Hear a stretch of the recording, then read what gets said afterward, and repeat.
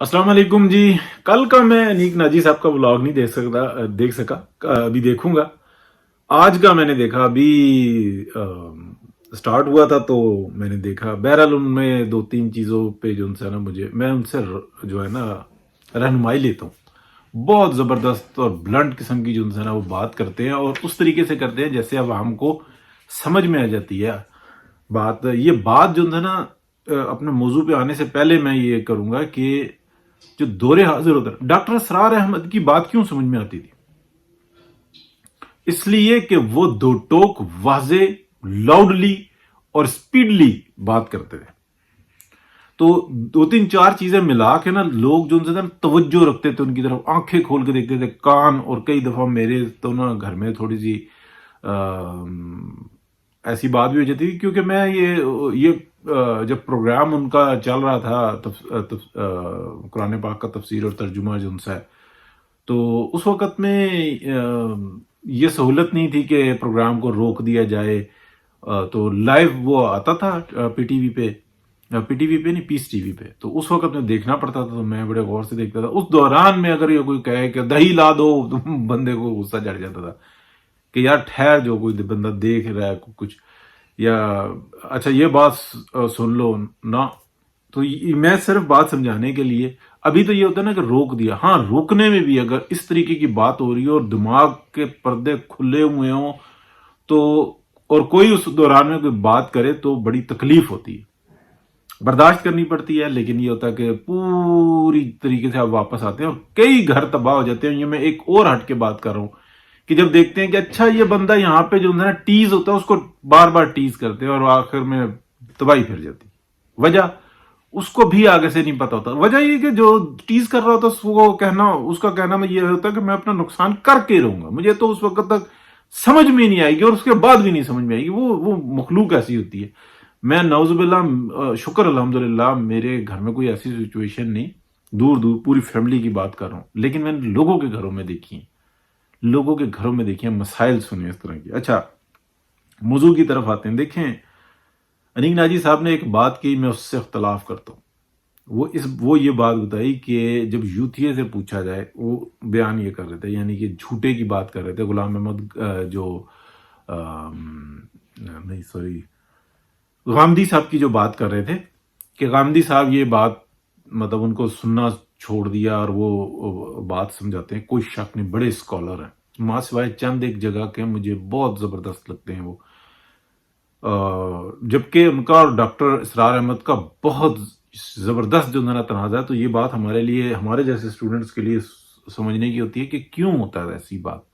تو وہ اگر سنیں تو ہمیں سمجھ میں آتا ہے. بہرحال دور حاضر کے حساب سے دنیاوی جو معاملات کو سمجھتے ہوئے غامدی صاحب کا ایک بہت بڑا مقام ہے. تو جو ان کو بتا رہے تھے کہ بھائی جھوٹا جو ہوتا ہے نا اس کے لیے یہی کافی ہوتا ہے کہ وہ کوئی کسی کی سنی سنائی بات آگے بیان کر دے. انیک ناجی صاحب آپ غلط کہہ رہے ہیں. اگر یوتھیے پہ یہ بات اپلائی کرے نا تو بالکل یہ نہیں ہوتا. یوتھیا اس کے آگے سے آرگومنٹ کرتا ہے.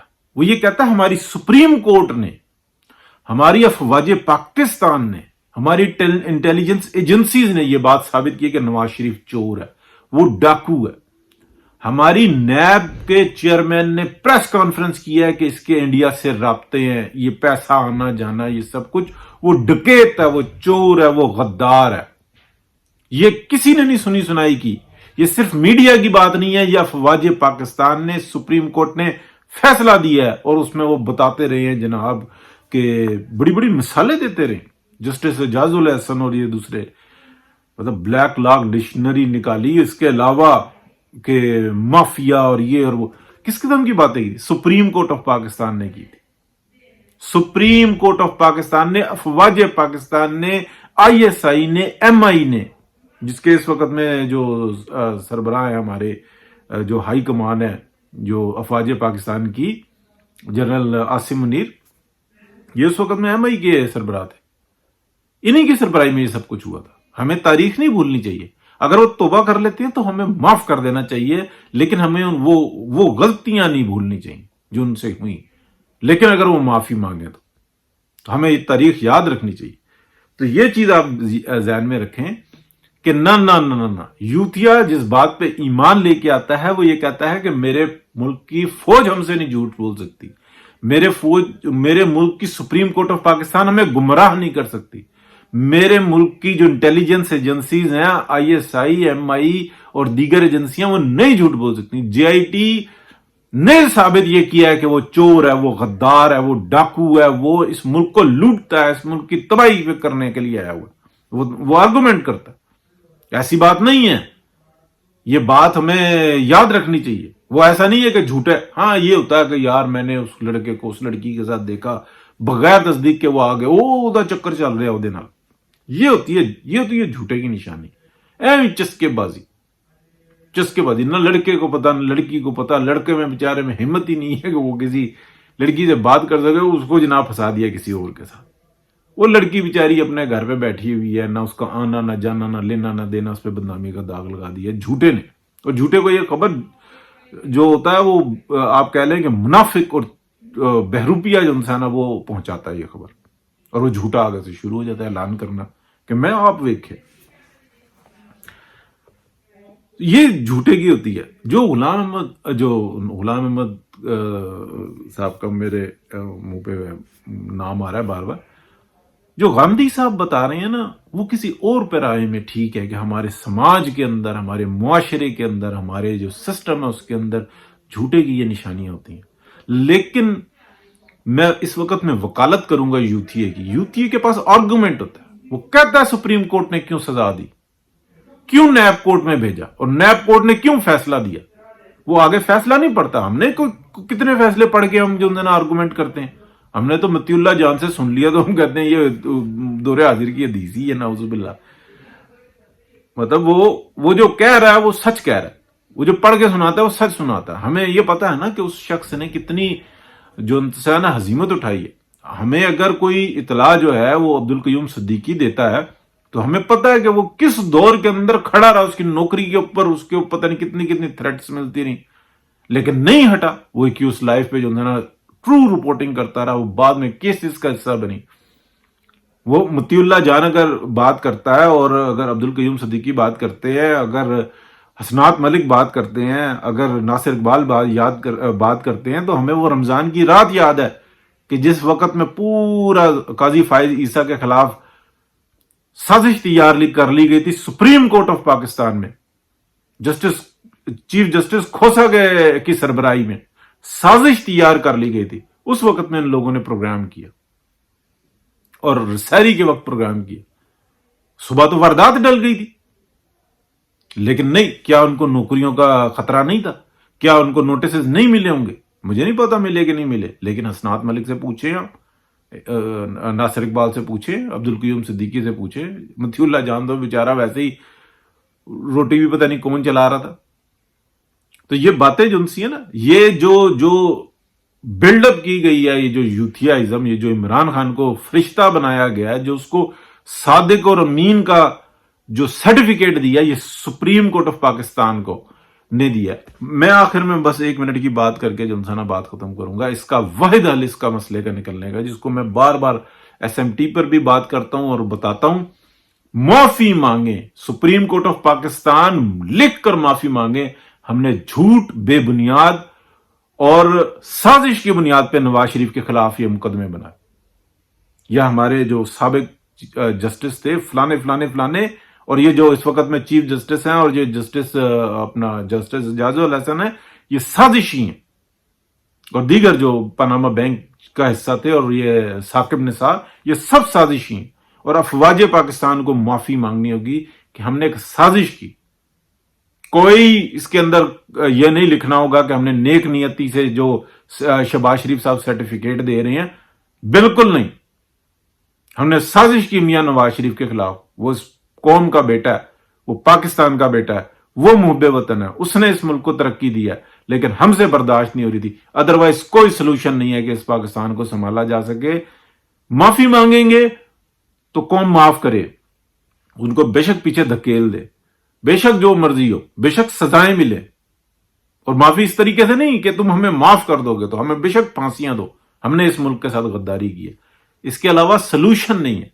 آپ لے آئیں. باقی یہ اپنا سلمان شہباز آ گئے, حمزہ پہلے رگڑ لیے, تو موقع پہ کھڑے ہوتے نا مریم نواز کی طرح, بالکل 100% میں کہتا ہوں. اس وقت میں اس نے کہا تھا power talks to power. NAB court کو جا کے جونسن دروازہ کھڑکڑایا تھا اور باہر کھڑے ہو کے وہ چیخ کے بولی تھی کہ بلایا تو اب سنو نا. نہیں سنا نا. اس وقت میں سلمان شہباز کہاں تھا, اس وقت میں حمزہ کہاں تھا. یہ تو سارے میٹھے لڈو کھانے کے لیے آ جاتے ہیں. شہباز شریف صاحب, ہاں کیا مطلب ہے اس بات کا, اس کو اردو میں کیا کہتے ہیں, ان کی تو ادائیں نہیں ختم ہو رہی, وزارت عظمیٰ سنبھالیں گے. میں 1,00,000 اختلاف کرتا ہوں, ٹھیک ہے بہت زبردست سپیڈ ہے, as a administrator is excellent, لیکن سیاست میں زیرو, پارٹی تباہ کر کے رکھ دیا. میاں نواز شریف اس کے جرمدار ہے, قصوروار کہہ لیں آپ ان کو. یہ غلطی نہیں ہے, یہ قوم کے ساتھ, یہ عوام کے ساتھ, یہ مسلم لیگ کے ساتھ زیادتی کر رہے ہیں. شاہد خاقان عباسی کو لگائیں, ان کی ابھی پیچھے ایک سپیچ تھی وہ سنیں. سب سے بڑی بات تو یہ ہے کہ اب وقت گزر گیا, خود پی ایم ایل این کی سربراہی سنبھالیں اور پھر دیں کس کو لینا چاہتے ہیں. شاہد خاقان عباسی کو, مریم نواز شریف کو, شہباز شریف صاحب بھی حقدار ہیں, پارٹی صدارت کے لیے کھڑے ہوں. دیکھیں قائد ہمارے میاں محمد نواز شریف, پہلے صدارت لیں پھر قائد بنے. دیکھیں یہ ملک کیسے ترقی کرتا ہے. اور یہ بالکل جو ہے نا, یہ کوئی رعایت دینے کی ضرورت نہیں ہے. بہت شکریہ جی. بات شاید سخت ہو گئی ہو تو میں معذرت چاہتا ہوں, لیکن میرے حساب سے بات یہی ہے. اور جو دیگر جو میں نے آج سے تقریباً کوئی 1 مہینہ یا 3 ہفتے پہلے جو ہے نا, یہ پہلے درفتنی کہہ لیں یا میرے میں سنی تھی اپنا واٹس ایپ گروپس میں, تو میں نے یہ بیان کیا آگے جنرل فیض میر کی. تو اس کا مختصراً یہ بتاؤں انیک بھائی کہ یہ ایسے اتارتے ہیں اپنے جو ہے نا شہزادے, اپنے ٹائگرز اتارتے ہیں میدان میں, فیل ہوں پاس ہوں اس کے اوپر آپ آرگومنٹ کر دیں. لیکن میں نے تو یہ بتایا کہ جو میں نے سنی آگے سے کہ اس کو فریم کیا گیا کہ جیسا عمران خان سمارٹ ہے ویسا یہ ہے, جیسا وہ نجات دہندہ ہے ویسا یہ ہے, جیسا وہ خوبصورت ہے, جیسا اس کا کافی پینے کا سٹائل, چائے پینے کا سٹائل, اس کی سوٹنگ, ویسا ہی یہ بھی ہے, یہ اس سے بھی زیادہ بہتر ہے. یہ فریم کیا, یہ تجربات کرتے ہیں, ناکام ہو یا کہ کامیاب ہو یہ ایک علیحدہ بات ہے. دوسری بات یہ ہے کہ پی ٹی آئی ایک ایسڈ ہے, وہ سنبھالیں گے بلیک میلنگ کرنے کے لیے. یہ اے پولیٹیکل والی جھوٹ ہے کہانی. اگر ہوتی تو معافی مانگتے, اگر ہوتی تو جو اترے ہیں نا ان کو گرفتار کرتے. اگر سٹک لے کے نا, وہ سٹک جو ہے نا اسے کہتے چل لگ گلا, تب اس ملک میں بہتری آئے گی. نہیں ہو سکتا. اگر مسلم لیگ نون بھی اگر ایسا تھوڑا لینینٹ وے لے گی تو جو آج حشر ہوا ہے اس سے بھی بہت برا حشر ہوگا. شہباز شریف صاحب نے تباہی پھیر کے رکھ دی. بلوچستان اور کے پی جو ہے نا مولانا کے حوالے کر دی. اتنا بد دل ہوا ہے اس وقت میں پی ایم ایل این کا کارکن جس کا کوئی حساب نہیں. سندھ پیپلز پارٹی کے حوالے کر دیا, اور پیپلز پارٹی پنجاب میں گھسنے کی کوشش کر رہی ہے, مولانا پنجاب میں گھسنے کی کوشش کر رہے ہیں, اور وہ کافی حد تک گھس چکے ہیں. لیکن اس شخص کو صبر نہیں آ رہا ہے شہباز شریف صاحب کو کہ میں بس بھائی جو ہے نا اس کو میں لگا دوں. اگر مجھے کوئی کہے گا, کوئی چیلنج کرے گا, میں 10 مثالیں دوں گا کہاں پہ انہوں نے پیٹ میں چھرا گھونپا ہے میاں نواز شریف کی. بیگم کلثوم نواز کا آپ الیکشن دیکھیں, کون لڑ رہا تھا, کیا کر رہا تھا, کیا یہ باپ بیٹا میسج دے رہے تھے. مریم نواز شریف کھڑی ہوئی تھی اس وقت میں اپنی ماں کے لیے, اپنے باپ کے لیے, مسلم لیگ کے لیے, پاکستان کے لیے, اور بہت ساری مثالیں. بہت شکریہ جی, اللہ حافظ.